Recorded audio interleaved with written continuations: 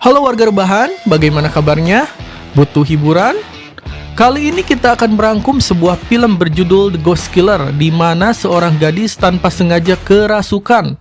Bukan kerasukan kunti, genderuwo, ataupun dedemit lainnya, tapi ia kerasukan arwah pembunuh bayaran.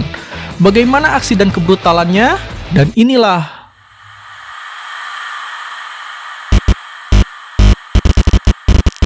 cerita. Diawali saat seorang pria sedang berjalan sendirian di tempat sepi. Tiba-tiba, 3 orang dengan memakai penutup wajah datang dan menyerang. Terlihat dari gerakan bela dirinya, si pria itu bukan orang sembarangan. Walaupun dengan tangan kosong, pria itu mampu menghindari setiap serangan dan mengalahkan mereka semua.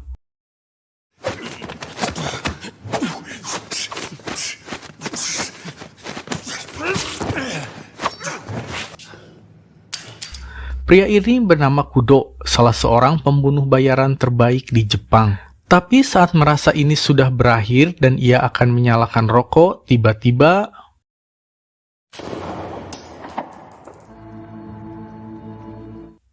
Kudo harus meregang nyawa. Cerita beralih pada seorang mahasiswi polos bernama Pumika. Sepulang kerja, ia bertemu dengan pria aneh bernama Misaki, dengan harapan bisa dekat dan mendapat peluang kerja menjadi seorang influencer. Tapi alih-alih membicarakan pekerjaan, Misaki malah membuat Pumika tidak nyaman dan membuatnya ingin segera pergi dari sana. Tapi karena sikapnya yang tidak enakan, ia tidak bisa pulang karena telah melewatkan jadwal kereta terakhir. Pumika pun akhirnya terpaksa harus menemani Misaki minum-minum hingga pagi. Esok paginya saat ia akan pulang ke rumah, tanpa sengaja menemukan sebuah selongsong peluru yang menembak Kudo, dan tanpa tahu itu apa, ia kemudian menyimpannya. Saat sampai di depan pintu rumah, rupanya Pumika telah ditunggu sahabatnya yang bernama Maho dengan kondisi wajah yang lebam. Dan saat akan masuk ke dalam rumah, Pumika melihat seorang pria yang ia kira temannya Maho. Tapi anehnya, hanya ia yang dapat melihat pria tersebut. Pria itu tidak lain adalah Kudo. Karena merasa heran, Pumika melempari Kudo, tapi lemparannya malah menembus tubuhnya. Sempat loading, akhirnya Pumika menyadari pria yang ada di hadapannya itu adalah hantu. Ia pun panik dan ketakutan.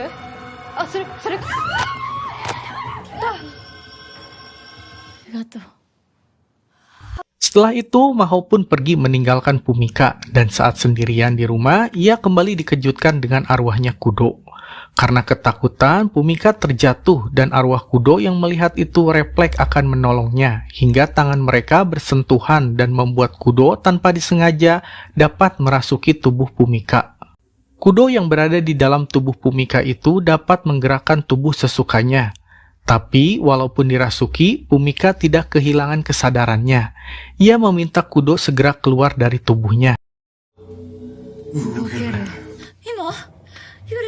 Pumika yang masih ketakutan itu pergi melarikan diri. Tapi, mau sejauh apapun ia berlari, arwah Kudo terus muncul di hadapannya. Sampai saat ia berlari tidak sengaja melihat sahabatnya Maho yang sedang diperlakukan kasar oleh pacarnya yang bernama Ryusuke. Melihat itu, Pumika ingin menolong sahabatnya itu. Tapi karena ia tak punya cukup keberanian, ia ragu membela sahabatnya tersebut. Hingga Kudo muncul dan menawarkan untuk memberi pelajaran pada Ryusuke. Pumika pun mengizinkan Kudo untuk merasuki tubuhnya.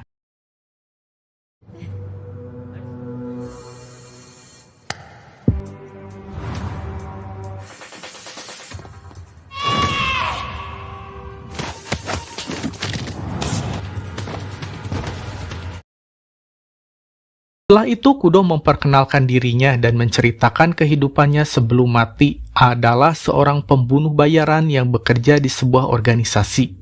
Dan ia tidak bisa mengingat siapa orang yang telah menembaknya. Mendengar perkataan Kudo membuat Pumika semakin ketakutan dan ingin segera mengusir arwah Kudo dari sisinya. Tetapi Kudo yang telah menjadi arwah penasaran itu tidak bisa pergi begitu saja. Ia bisa pergi setelah dendamnya terbalaskan. Ia juga meminta Bukami untuk membantu membalaskan dendamnya itu. Pumika yang hanyalah gadis biasa dan tidak mau berurusan dengan hal yang berbahaya tentu saja menolak dan mengabaikan permintaan Kudo tersebut. Singkat cerita, ia menerima pesan dari Misaki yang sedang bersama Narumi yang merupakan seorang influencer. Mereka mengajak Pumika bertemu di sebuah bar. Pumika bersemangat menerima ajakan tersebut, apalagi Narumi itu adalah influencer favoritnya. Sebelum pergi, Kudo memperingatkan Pumika bahwa kedua orang itu adalah pria brengsek yang menargetkan para gadis muda untuk diajak minum-minum, lalu mencampurkan minuman dengan obat bius, agar mereka bisa melampiaskan syahwatnya. Awalnya Pumika tidak mempercayai itu semua, tetapi karena Kudo berhasil meyakinkannya, Pumika justru ingin memberikan hukuman kepada mereka dengan bantuan Kudo, agar jangan sampai ada korban-korban lainnya. Pumika lalu bertemu dengan dua pria mesum tersebut, dan benar saja saat minum-minum itu, si pelayan telah bersekongkol mencampur minumannya dengan obat bius. Mengetahui itu, Pumika berpura-pura teler dan mendengar sendiri pengakuan dari kedua pria tersebut. Pumika yang marah dan kesal terhadap mereka sebenarnya hanya ingin mereka bertaubat dan menyerahkan diri ke polisi tanpa harus melukai siapapun. Tapi yang ada mereka malah mengolok-ngolok Pumika. Sampai akhirnya Kudo merasuki tubuh Pumika dan menghajar mereka semua.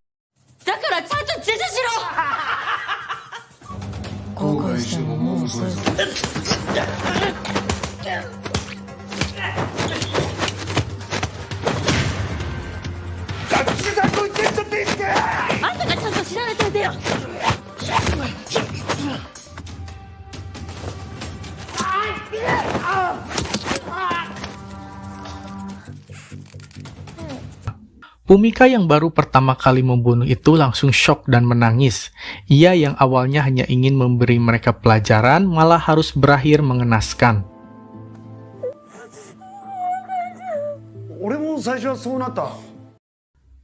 Untuk membereskan kekacauan ini, Kudo menyarankan Pumika menelepon teman lamanya yang bernama Kagehara.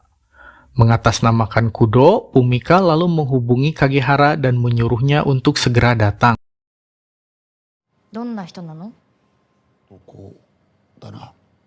Kagehara datang dan menanyakan keberadaan Kudo.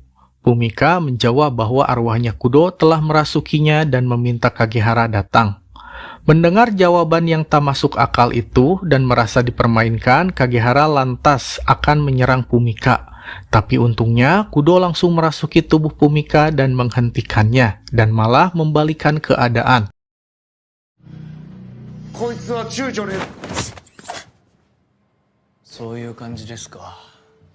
Setelah melihat itu, Kagehara mempercayai Pumika dirasuki arwah temannya. Ia lantas membantu Pumika membereskan kekacauan yang terjadi. Diketahui Kagehara sendiri adalah pembunuh bayaran yang bekerja di organisasi yang sama dengan Kudo dan merupakan junior serta partner Kudo itu sendiri. Kagehara menjelaskan organisasi tempat ia dan Kudo bekerja baru saja kehilangan pemimpinnya yang meninggal dunia dan digantikan oleh putranya. Ketidaksukaan Kudo terhadap kepemimpinan yang baru tersebut membuat Kudo memilih untuk pergi dan membuatnya mati terbunuh. Setelah membereskan orang-orang yang telah Pumika hajar itu, Kagehara mengantarkan Pumika pulang. Di rumah, Pumika berterima kasih kepada Kudo, mulai dari membantu Maho, dan berkat Kudo jugalah Pumika berhasil selamat dari rencana jahat Misaki. Kudo sendiri merasakan setelah merasuki Pumika, ia bisa berbuat baik, hal yang tidak pernah ia lakukan sewaktu masih hidup. Setelah itu, Pumika tertidur karena kelelahan. Di tempat lain kita diperlihatkan bos organisasi tempat dulu Kudo bekerja bernama Honda. Honda yang kejam itu sedang menyiksa anak buahnya yang ternyata orang yang membuang mayat Kudo. Setelah itu, Kagehara datang dan memberitahukan bahwa arwah Kudo sedang merasuki tubuh seorang gadis yang berstatus mahasiswi. Honda yang mendengar itu hanya menertawi perkataan Kagehara dan menganggapnya sebuah omong kosong.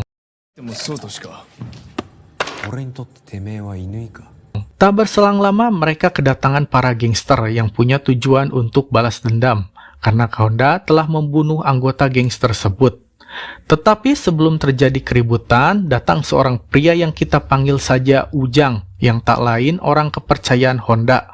meredam situasi dan meminta mereka menyelesaikan masalah di ruangan sebelah. Dan saat berada di ruangan lain itu, Ujang hanya butuh waktu kurang dari 10 detik saja untuk membantai habis mereka semua.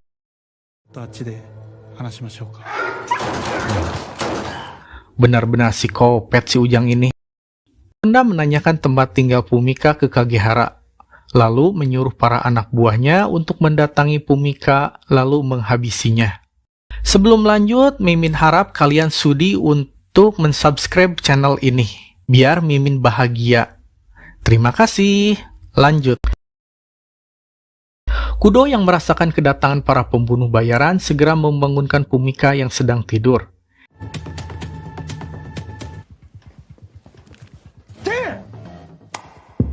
Ia yang telah merasuki tubuh Fumika dapat melumpuhkan para pembunuh bayaran dan berhasil melarikan diri. Singkat cerita, Kudo yang masih berada di tubuh Fumika pergi ke sebuah tempat yang biasa ia dan Kagehara datangi. Dan benar saja, Kagehara telah menunggunya di sana. Fumika terlihat sangat marah terhadap Kagehara yang memberitahu tempat tinggalnya, yang membuat rumahnya itu harus hancur, dan ia juga harus terlibat dengan masalah ini. Emosi Kagehara pun terpancing, dan terjadi pertarungan antara Kagehara dan Fumika yang dirasuki oleh Kudo. Pertarungan pun dimenangkan oleh Kudo.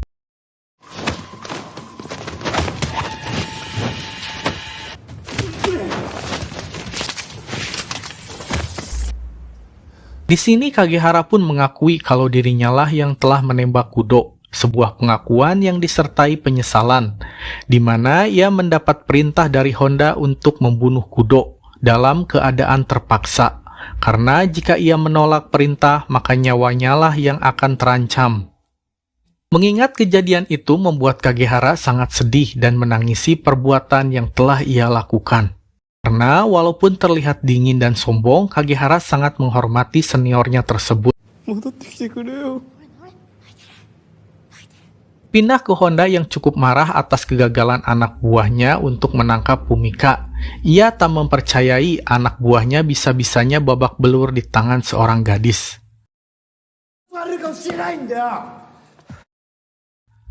Kembali ke Fumika yang sedang berbicara pada Kagehara bahwa ia akan menghancurkan organisasinya demi menyelamatkan nyawa banyak orang tak bersalah, sekaligus membalaskan dendamnya Kudo. Kagehara yang mendengar itu menjawab bahwa hal itu sangatlah mustahil. Tetapi Fumika dengan lantang bahwa itu adalah satu-satunya cara.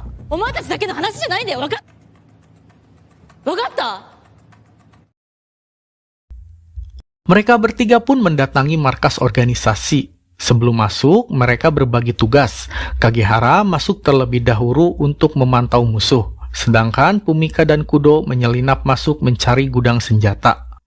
Kudo yang telah menjadi arwah itu menuntun jalan Fumika agar tidak ketahuan.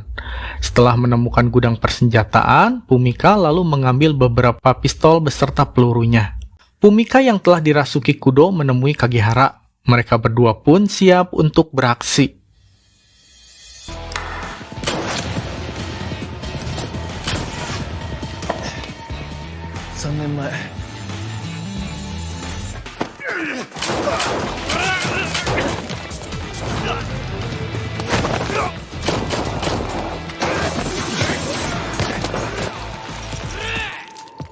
Karena kehabisan peluru, Fumika bersembunyi di sebuah ruangan. Ujang yang mengetahui itu mencari keberadaannya, hingga terjadi aksi baku pukul dari dua pembunuh bayaran tersebut.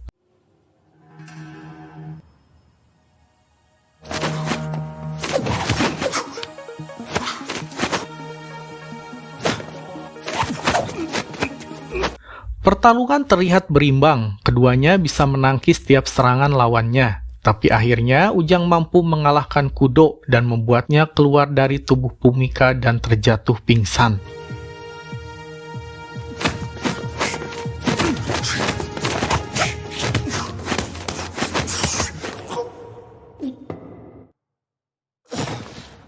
Anjir, tak habis pikir masa iya arwah bisa pingsan.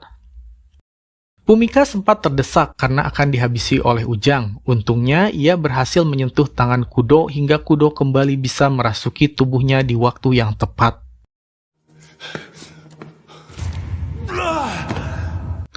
Tak berselang lama, Honda pun datang.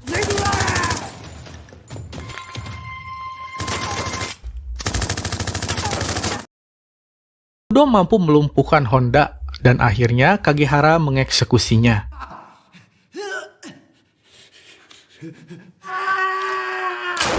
Setelah Honda tewas dan semua ini pun berakhir, Fumika terlihat emosional meluapkan segala unek-uneknya. Dirinya yang hanyalah seorang gadis polos biasa harus terlibat dengan masalah para pembunuh bayaran. Bersamaan dengan itu, Kudo pun menghilang entah kemana.